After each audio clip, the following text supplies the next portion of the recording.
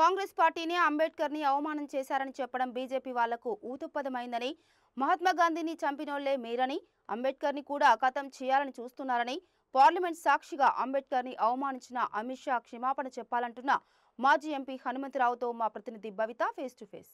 ప్రస్తుతం మనతో పాటు ఉన్నారు మాజీ ఎంపీ సీనియర్ నాయకులు వి హనుమంతరావు గారు. సార్ చెప్పండి, మీరు భారత్ అంటే పార్లమెంట్ లో అమిత్ షా అంబేద్కర్ ని అవమానించింది అని చెప్పేసి మీరు నిరసనలో కార్యక్రమాలు చేశారు. కానీ అంబేద్కర్ ని అవమానించింది కాంగ్రెస్ పార్టీ అని చెప్పేసి బండి సంజయ్ అంటున్నారు.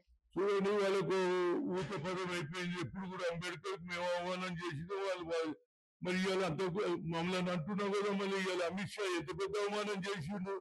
దేవుని పూజ ఉన్నన్న చేస్తే స్వర్గం వస్తుంది. అంబేద్కర్కి ఎందుకు కూడా 6 సార్లు పేరు ఎత్తిండు అంటే అంబేద్కర్ అంటే ఎంత కోపం ఉన్నదో దీంతో బయటపడ్డది. ఆయన రాజ్యాంగం రాసిండు. రాజ్యాంగంలో ఉన్నటువంటి వ్యక్తి హోమ్ మినిస్టర్ ఉండి రాజ్యాంగం రాసినందుకు అవమానం చేసినా లేదా ఇప్పటిదాకా బీజేపీ నాయకులు కానీ, నరేంద్ర మోడీ కానీ, ఏ సెంట్రల్ మినిస్టర్ కానీ, ఇంక్లూడింగ్ అమిత్ షా కానీ అట్లా అనలేదు. తప్పనుకున్నా నువ్వు క్లియర్ గా అన్నావు. అంబేద్కర్ కి ఎందుకు పూజిస్తారో దేవుడు అన్న పూజించుందంటు. అంబేద్కర్ అభిమానులు దేవుడు అనుకుంటారు. అన్నం పెట్టినోడు బావుల దగ్గర రానేలే, గుళ్ళలోకి రానేలే, ఎంత అని ఊరు బయట పెడుతున్నాను. అలాంటి నాయకుని అన్నాడు. వాళ్ళందరూ అవమానం చేసిండు కాబట్టి తప్పనిసరిగా ఆయన అపాలజీ చెప్పాల్సిందే. అప్పుడే నిజమైన అంబేద్కర్ ఆలోచన ఉన్నదని మేము అనుకుంటాం. ఇప్పటివరకు మీకు లేదు. ఆర్ఎస్ఎస్ బీజేపీ ఎప్పుడు మీరు మహాత్మా గాంధీని చంపిన వాళ్ళే కాదు, ఇక అంబేద్కర్ కూడా ఖతం చేయాలని చూస్తున్నారు అనేది నా ఉద్దేశం. దీనికి ఎట్టి పరిస్థితుల్లో అపాలజీ చెప్పాల్సిందే, లేకపోతే ఆయన మీద ఎస్సీ కేసు పెట్టాలి. ఎక్కడ కూడా అమిత్ షా అట్లా కించపరిచినట్టుగా మాట్లాడలేదు. కాంగ్రెస్ పార్టీకి అబద్ధాలు ఆడినందుకు ఆస్కార్ అవార్డు ఇవ్వాలి అంటే చూడండి, ఆయన అన్నది పార్లమెంటులో 6 సార్లు పేరు ఎత్తిండు. ఒక ఏది ఆనవాయితీ అయిపోయింది. ఇది ఒక ఏది అంబేద్కర్ అంబేద్కర్ అంబేద్కర్ అంబేద్కర్ 6 సార్లు అని. దీనివల్ల దేవుళ్ళ పూజ చేస్తానన్న స్వర్గానికి పోతానని. ఇది అవమానం కాకపోతే ఏంటన్నా? దానికి ఆయన నేను అనలేదు అంటే ఫ్లోర్ ఆఫ్ ది హౌస్ లో మాట్లాడింది. రికార్డు తీస్తే తెలుస్తుంది అంబేద్కర్కి ఎంత అవమానం చేసిండు. ఇంతవరకు నేను 50 ఏళ్ళ రాజకీయంలో చూసినా నేను ఎవరు కూడా ఇంత ఘాటుగా అంబేద్కర్ ని విమర్శించిన లేడు. కాబట్టి నేను పోలీస్ స్టేషన్ లో కంప్లైంట్ చేసిన, కంప్లైంట్ అయింది కానీ ఇప్పటివరకు ఎఫ్ఐఆర్ పెట్టలే. ఇప్పటివరకు అయితే నిజంగా కూడా నేను జ్యుడిషియరీని కూడా అడుగుతున్నా, చీఫ్ జడ్జిని అడుగుతున్నా, రాజ్యాంగం రాసినటువంటి అవమానం జరిగిందా ఆయనన్నా చెప్పాలి. పార్లమెంట్ లో మాట్లాడిన తీరు తిట్టేది అవసరం లేదు.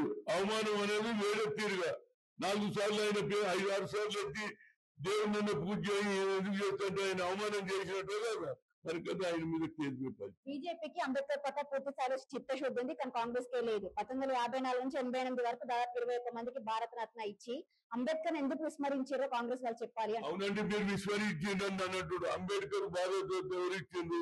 చంద్రశేఖర్ ఇచ్చిండు. మరి మీరు ఉన్న కాలంలో ఎందుకు చేయలేదు?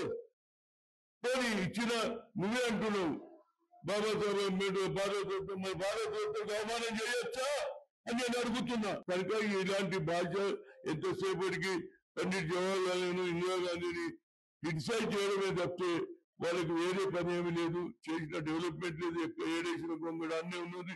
రైతులు రోడ్ల మీద తిరుగుతున్నారు. ఒక న్యాయపేత మినిమం సపోర్ట్ ప్రైజ్ ఇస్తలేరు.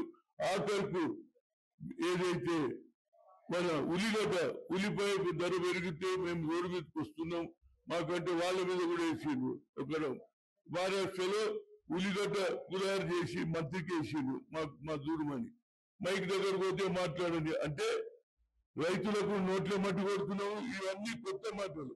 కనుక వీళ్ళకు బడుగు బలైన వర్గాల మీద ప్రేమ లేదు. కేవలం అగ్రకుల అదాని అబాని మీద ప్రేమ ఉన్నదని క్లియర్ తెలుస్తుంది.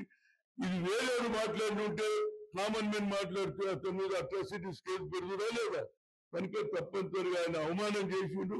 అవమానాన్ని గ్రహించి ఇప్పటి అపాలజీ చెప్తే కొంతనన్నా వెనుకైతే, లేకపోతే బడుగు బలైన వర్గాలు వచ్చే ఎన్నికల్లో బీజేపీకి సరైన బుద్ధి చెప్తారు అనేది నా ఉద్దేశం. ఇది మొత్తానికి ఖచ్చితంగా పార్లమెంట్ సాక్షిగా అమిత్ షా చేసిన వ్యాఖ్యలకు క్షమాపణ చెప్పాల్సిందే అని చెప్పేసి హనుమంతరావు చెప్తున్నారు. శ్రీకాంత్, బవిత 690.